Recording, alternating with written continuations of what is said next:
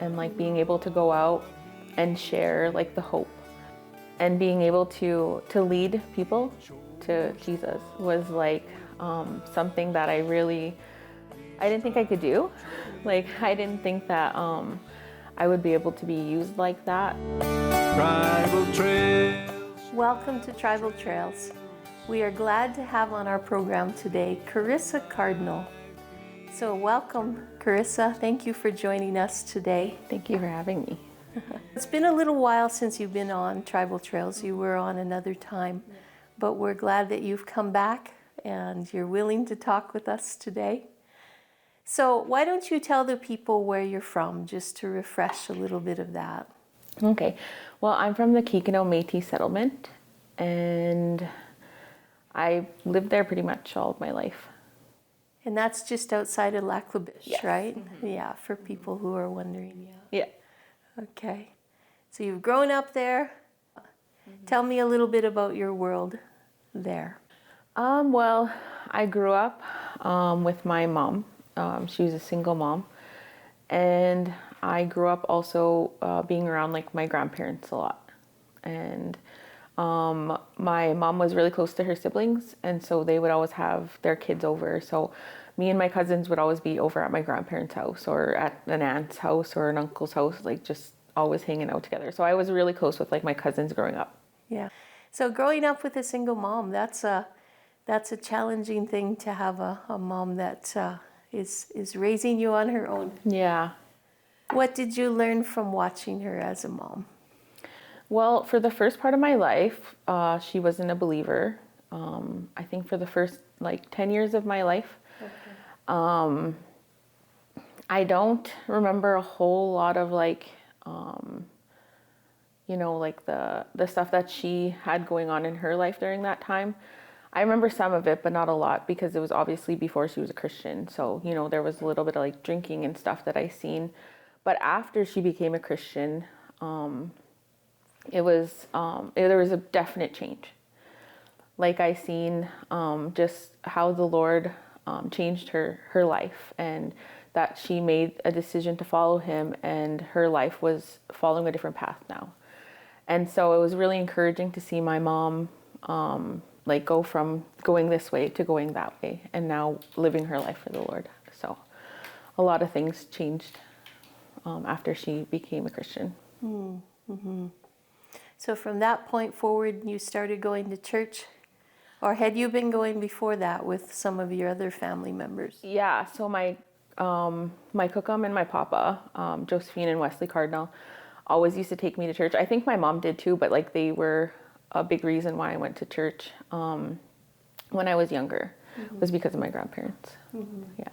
So what age were you then when you came to know God? I think I was around 8 years old when I came to know the Lord. Lyle Anderson was speaking at our church, and I just remember, I don't remember exactly what was shared, but I know that what he shared touched my heart.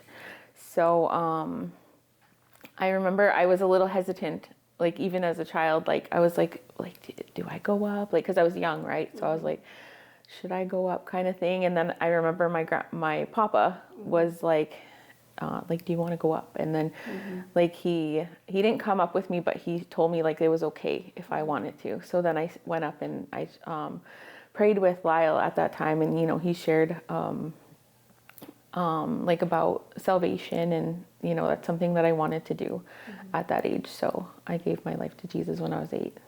Oh, that's good. Mm-hmm. So moving forward from 8 years old to, say, your teen years, did you ever through your teen years struggle with finding your way in life, or was it always an easy thing for you? No, it wasn't easy, that's for sure. It's kind of funny, like when I was younger and after I came to know the Lord, I was praying for my mom. And I prayed for her to come to know Jesus. And obviously my grandparents and others who knew Jesus were praying for her. And then when I came to my teen years is when I fell away from the Lord and rebelled. And then my mom, because she knew Jesus, she started praying for me. And so it was just the reverse of like God still working in our lives, and each of us being able to pray for the other one when they needed it. So eventually I did come back to the Lord. But I did get involved in some things that I shouldn't be involved in, like, just doing the things that I shouldn't be doing. Yeah. But I did just get involved in those things because I was a follower. So I was always easily, persuaded to do things that I shouldn't be doing. And then eventually, like, there was a point where I knew I needed to make a serious decision. It was like no more going like back and forth and like getting a little serious and then going back. And I had to like make this decision for myself to stand on this decision and not continue to like go back and forth. And so eventually I did make that decision, and shortly after that I went to Bible school. So yeah, so that was really good to get me like the foundation that I needed. Yes. And where did you go to school, out of curiosity? I went to Bible school at K765a. Okay. So that was a few years ago. And K765a is a Bible school in Laklabish. Yeah. Or was? Yeah, it was, yeah. Yeah. So that's excellent, though, that you would get that foundation. Did you feel like that was kind of a turning point in learning more about the Bible, and that? Was that something that kind of cemented things even more for you? Yeah, because like I learned that it was important not just for others to like listen to others. I needed myself to be digging in the Word, to be making sure that I knew certain things. So it's not like I had to go to someone to learn these things. Like I could pray about it and then I can read it for myself. And so I can know these things. So it's not like me always having to go to someone else to know these things. It's like I can first pray, go to God, and then read the Word for myself. So I think it was really good for me to be able to do that, to like to kind of know that it's like a personal thing, like it's me and God, so. And then just the different teachers and stuff that we had there like was really encouraging. I think that's the nice part, is that God takes us right where we're at. He doesn't say, okay, I want perfection, I want you knowing everything. It's a learning process, right? So Bible school definitely is a good tool for learning God's Word. Yeah, and being strengthened in that. Yeah. So where is your life at today then? Right now I'm back in Kikino, which I haven't been, I have been on and off, because I got involved with a ministry called On Eagle's Wings. Okay. And so every summer I would go and help and go on like the team that would go sharing the gospel to different reservations in the United States. And so I think that also helped me to like get into more like ministry type things. So I really enjoyed that, and being able to, I guess, put into action just the stuff that like I learned, and like being able to go out and share like the hope, and being able to lead people to Jesus was like something that I didn't think I could do. Like I didn't think that I would be able to be used like that, because like I'm a very shy person naturally. But the people like Brad and Ron Hutchcraft, just being able to be encouraged by them, and how to share like my story and how it can help others, and then in turn tell them about Jesus. Yeah. So in the more recent years, has there been ministries that you've been involved with? I know that NYC was something that you had talked about. I just got to go and see other youth, like some of them following Jesus, like different paths that they were on also, and just seeing some of them come to Jesus. Like it was just so encouraging to see that, like, you can follow Jesus even when you're young. So yeah, that's been a big impact in my life. And then eventually I went to chaperoning the youth from Kikino. And then eventually I went on to the committee with my mom and my Auntie Sherry. So this conference, it's a weekend event that takes place, right? Yeah. It's usually around May long weekend. Okay. Is when we have our youth event. And just every year we're always just so excited to be able to do it. And then seeing it sometimes like unfold is just amazing. Like just the youth that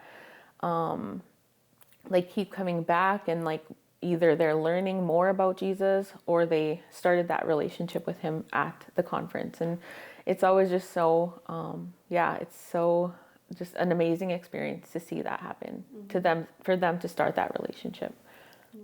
Yeah, or to even have the opportunity, to hear the gospel. So I'm really encouraged by that.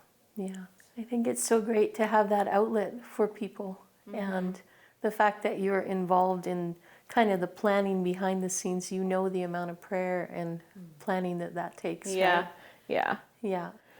yeah.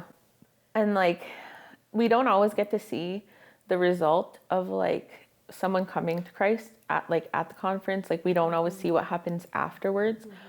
But this summer I was actually at Twin Lakes Bible Camp, and there was a young boy that came up and he gave his testimony, and I was like, I didn't expect it. Like, it was cool that he was young, right? So I was like, that's awesome to hear. And then he started talking about how he was at the Native Youth Conference and how he gave his heart to Jesus there.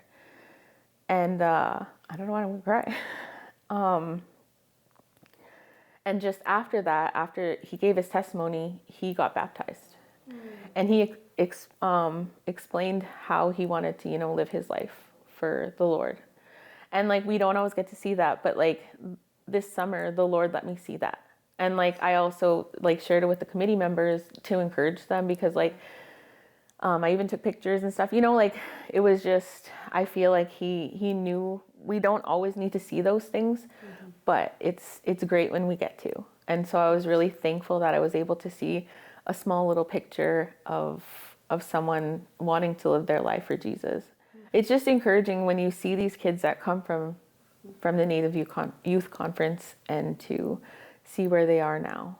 You don't always get to see that, but it's so encouraging when you do.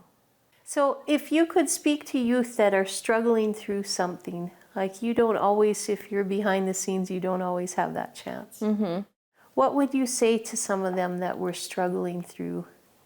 I would say that there is hope, and where you are now, you're not always going to be there. And the Lord is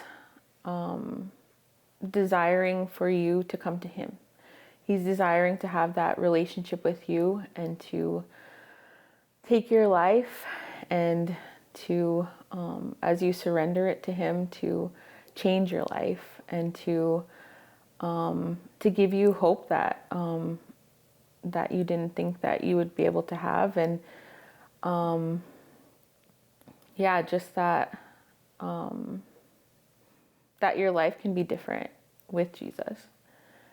And I just desire that for all of them, to know that they are loved, they are wanted, and that God has a plan for them, and all he wants is for them to just surrender and give their lives to him. So that's always my desire every year at NYC, is that they come to know him, and that they know that there is someone that is unlike anyone else. There's no one else like him, and he can just give you just a new life. And I think I can sense in you that you've gone through a lot through your youth years as well. And so I see the impact of knowing God and making that choice. I think it's always that challenge to actually set your mind to something and make that choice, knowing that it's going to be impactful on your own life and to those around you. And to hear the stories of the people at NYC too. God is doing things, and that's exciting to be a part of, isn't it? Yeah. Yeah. So I just want to thank you for being a part of our program today. It's been nice to chat with you and hear what God's doing in your life and what he has done. So thank you for being here today. Don't go home tonight unsaved. I love this song. I'm gonna sing it everywhere I go, as much as possible.